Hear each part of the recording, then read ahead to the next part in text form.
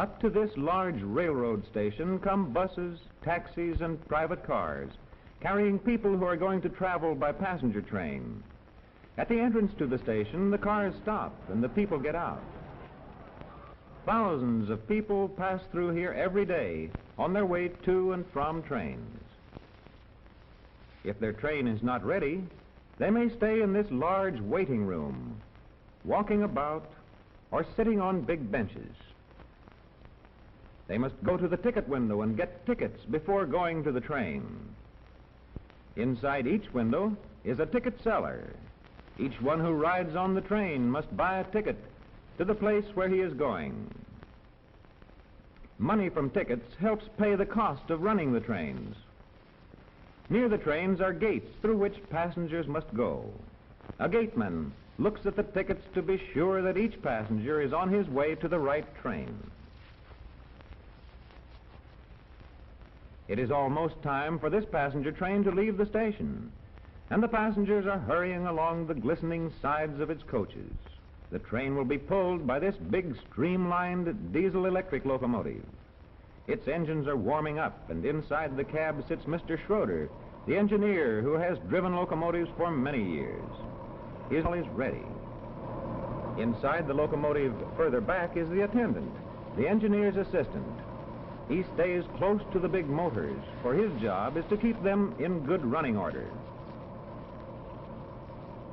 Burned gases from the engines go out through these pipes in the top. Each passenger can take a trunk with him free, and the last of these is going into the baggage car. Into another car go the last bags of mail. Carrying mail also helps pay the cost of running the train.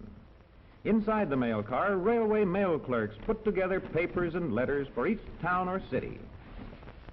The conductor, Mr. Owens, is in charge of the train. All aboard! All aboard! He signals the engineer. The train must start exactly on time, and now Mr. Schroeder must go to work.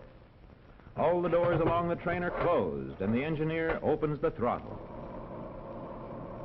Sand keeps wheels from slipping on their path of smooth steel rails. Wider and wider the throttle is opened.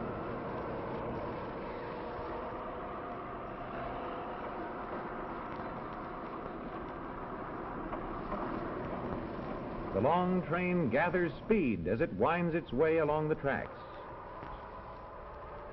Leading from the gates at the big station are many tracks, which gradually join each other farther out. A train dispatcher knows on which track each train should run, and he switches each to its proper track. The trains run under banks of signals which show the engineers whether they should go ahead or stop. Here is a signal ahead now. It is set for stop.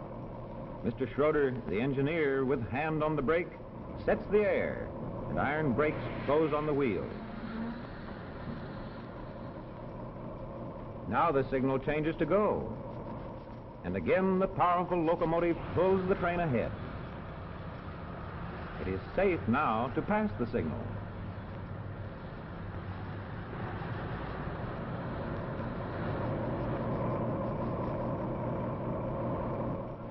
Inside one of the coaches, Mr. Owens, the conductor, is already taking up tickets, making sure that each one has paid for his ride.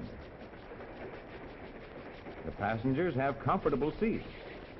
They can sit up or lie back easily if they want to rest.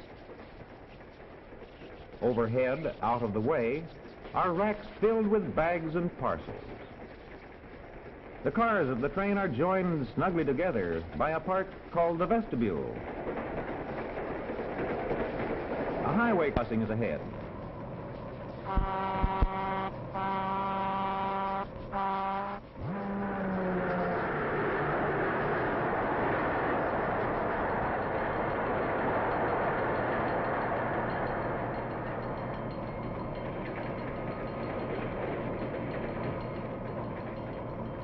Now Mr. Schroeder closes the throttle to slow down the train, for a sharp curve is just ahead.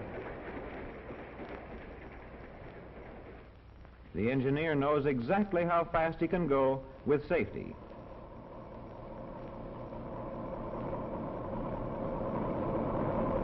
The train is passing under a safe highway crossing built above the tracks.